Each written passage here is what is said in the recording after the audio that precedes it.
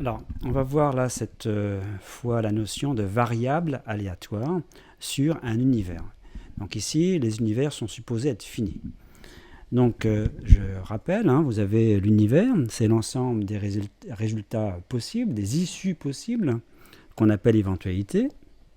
Bon, qui sont donc pas forcément des nombres, ça peut être des cartes, si on joue par exemple à lancer une pièce plusieurs fois de suite, donc on voit donc les résultats sont des choses qui sont peut-être un peu compliquées, en tout cas ne sont pas forcément des nombres, ce sont simplement les issues possibles de cette expérience aléatoire.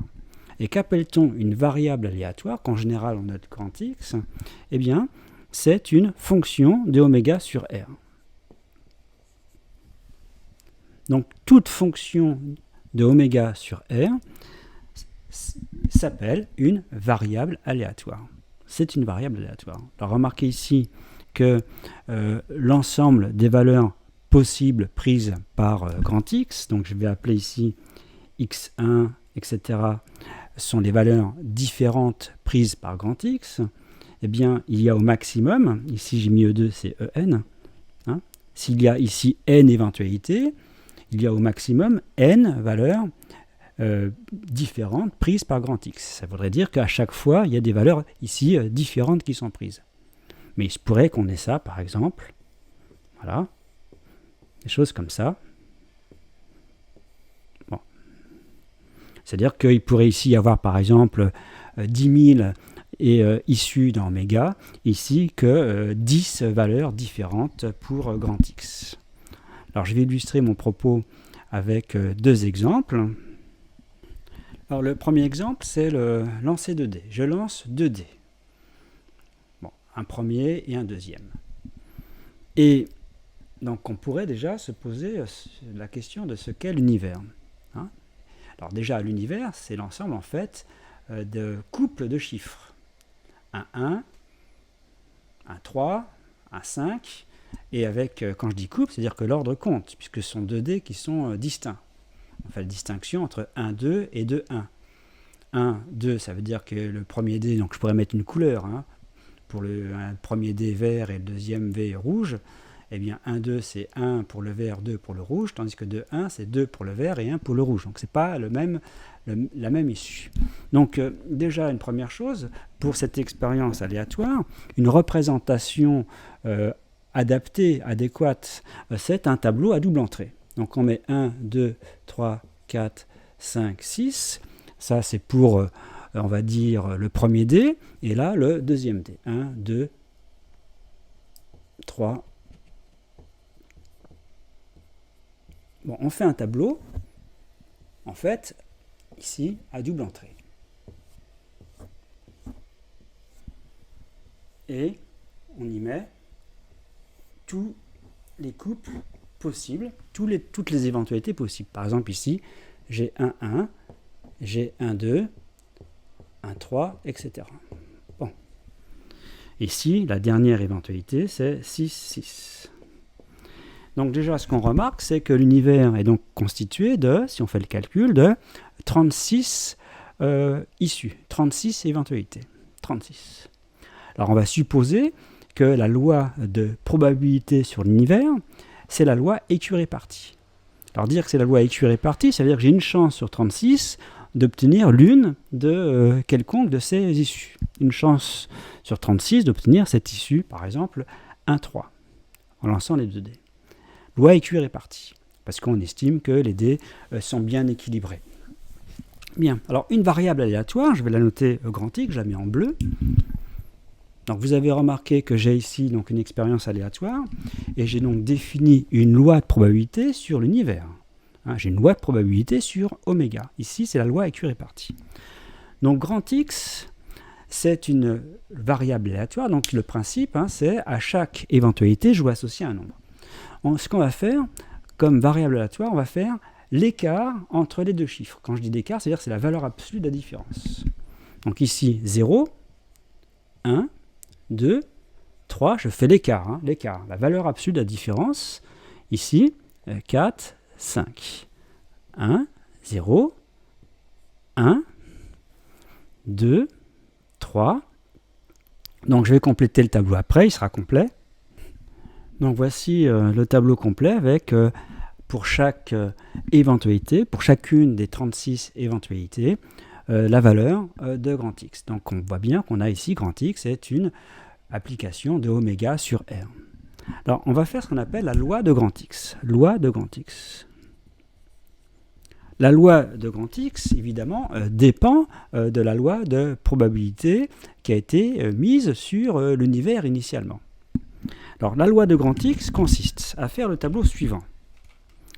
On va faire ici le tableau où on va marquer ici les xi, c'est-à-dire toutes les valeurs différentes prises par grand X. Alors, quelles sont les valeurs prises par grand X? Ici, il y a 0, il y a 1, il y a 2, il y a 3, il y a 4, il y a 5. Ce sont les valeurs prises, différentes, prises par grand X.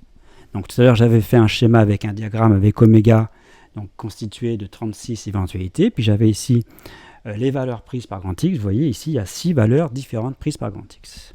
Et ici, je vais mettre ici PI. Bien. Alors, PI, qu'est-ce que je vais mettre? Je vais expliquer ici. Qu'est-ce que je vais mettre ici? Je vais mettre un événement. L'événement, c'est l'événement, donc, X égale 0. Ici, je vais mettre l'événement X égale 1. X égale 2 jusqu'à X égale 5. Et ce que je fais, je mets la probabilité de l'événement X égale 0. Ici, probabilité de l'événement X égale 0. Alors, X égale 0 se produit où? Eh bien, ça se produit là, là, là, là, là, là. Donc, comme il y a une loi, la loi est la loi sur l'univers, c'est la loi équirépartie, je vous rappelle, on prend un événement, il y a 6 éventualités ici qui réalisent l'événement X égale 0, donc si on utilise des formules générales, on fait la somme des probabilités des éventualités qui constituent cet événement. Mais dans le cas particulier, la loi est la loi équirépartie, on fait tout simplement le nombre de cas favorables divisé par le nombre de cas possibles. Donc ici, il y a 6 cas favorables sur 36, donc ici ça fait 1 sixième, je pourrais mettre 6 sur 36. Je vais mettre 6 sur 36, je ne simplifie pas. 6 sur 36. Et pareil ici avec 1. Donc ici, je vais regarder l'événement x égale 1. Alors l'événement x égale 1. Et l'événement x égale 1, c'est constitué des éventualités 1, 2, de 1, de 3. Donc vous avez toutes les éventualités qui constituent l'événement x égale 1. Donc pour avoir la probabilité de l'événement x égale 1, il suffit de compter. Il suffit de compter ici. 1, 2, 3, 4, 5, 6, 7, 8, 9, 10. Donc 10 sur 36. Donc ici, ce que j'appelle PI, ça correspond à la probabilité de l'événement x égale xi. Et ça pour chacune des valeurs prises par grand X. Je vais compléter le tableau. Alors là, j'ai rempli le tableau, ici. Donc là, c'est la probabilité de l'événement x égale 1, celle de l'événement x égale 2, x égale 3, x égale 4, x égale 5. Eh bien, ce tableau s'appelle loi de probabilité de grand X, de cette variable aléatoire. Remarquez qu'on obtient d'ailleurs la loi de probabilité, donc ici en fait l'univers. Au départ, c'était l'ensemble des 36 couples. Ici, l'univers, c'est uniquement 6 valeurs. C'est ce qu'on fait, on transporte en fait l'univers, et le nouvel univers ici, c'est l'ensemble des valeurs prises par grand X. Remarquez qu'il n'y a plus ici équirépartition, c'est plus équiréparti.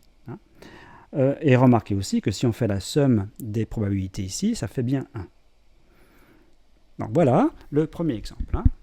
Donc, loi de probabilité d'une variable aléatoire, évidemment, elle dépend de la loi de probabilité qu'il y a au départ sur l'univers. Puis après, on remplit ce tableau-là.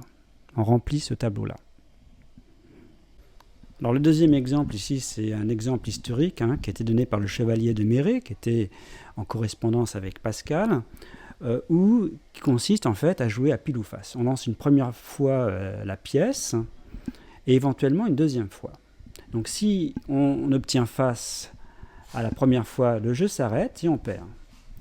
Si on a obtenu pile, la première fois, on lance la pièce une deuxième fois, et soit c'est face, soit c'est pile.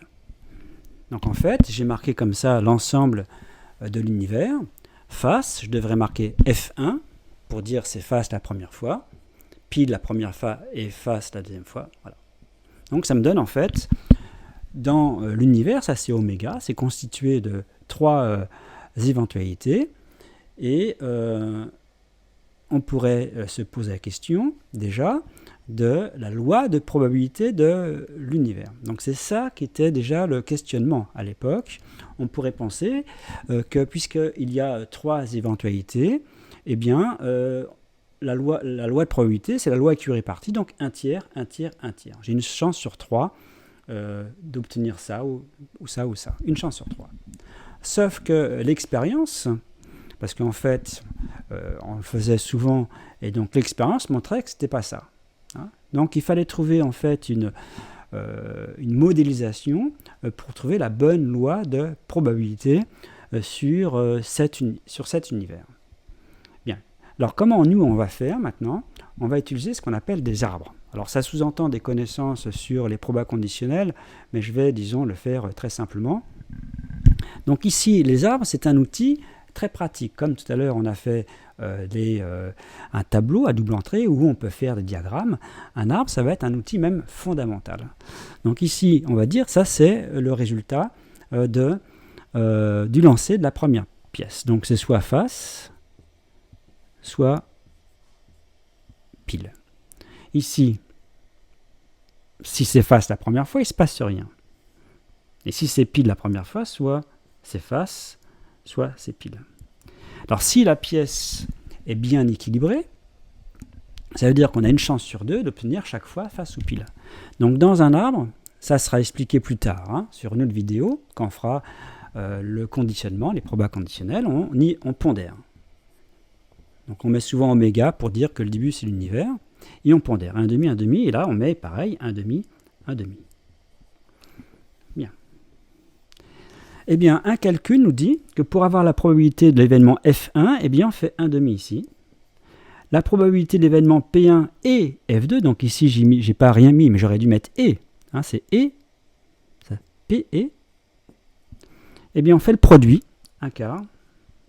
Ici, pareil, 1 quart. Donc, la loi de probabilité, en fait, ici, sur l'univers, c'est pas 1 tiers, 1 tiers, 1 tiers, c'est pas la loi Curie-Party, c'est cette loi. Donc, ici, je vais mettre l'univers. Ici, je vais mettre donc la loi de probabilité sur l'univers. On a trouvé 1,5, 1 quart, 1 quart.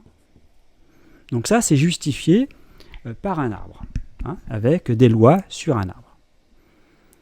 Bon, par exemple, la probabilité, donc on va dire on gagne à ce jeu dans ce cas-là, c'est uniquement dans ce cas-là où on gagne, donc on a une chance sur 4 de gagner. Ça, c'est une façon de justifier. Donc ça, c'est simplement justifier la loi de probabilité sur l'univers. Alors maintenant, on va mettre une variable aléatoire sur cet univers. Alors la variable aléatoire, ça consiste par exemple à dire que quand on gagne, c'est-à-dire que quand on a fait pile et pile, on gagne 10, on va dire, euros, on va actualiser, sachant qu'on doit miser 3 euros pour jouer. Donc ici, grand X, c'est la variable aléatoire sur l'argent qui nous reste, qu'on gagne ou qu'on perd. Donc dans ce cas-là, donc soit dans ces deux cas-là, on perd, donc on a perdu, comme on perd, on a perdu la mise, les 3 euros. Donc ici, moins 3. Parce que la mise est de 3 euros. Et ici, puisqu'on donne 10 euros, du coup, ça veut dire qu'on a 7 euros. Bien. Alors, j'aurais pu mettre ici 0 et 10 et comparer avec la mise. Bon, je laisse comme ça, 7, ici, moins 3. Donc, en fait, vous avez deux valeurs possibles pour grand X. Eh bien, la loi de probabilité de grand X, il suffit de faire... Alors, je vais laisser la loi de probabilité ici, c'était 1,5, 1 quart, 1 quart. Et en fait, il suffit de rassembler Donc l'événement x égale moins 3 est constitué de ces deux éventualités. Donc on fait la somme des probabilités de ces deux éventualités. Ça veut dire on fait 1 demi plus 1 quart.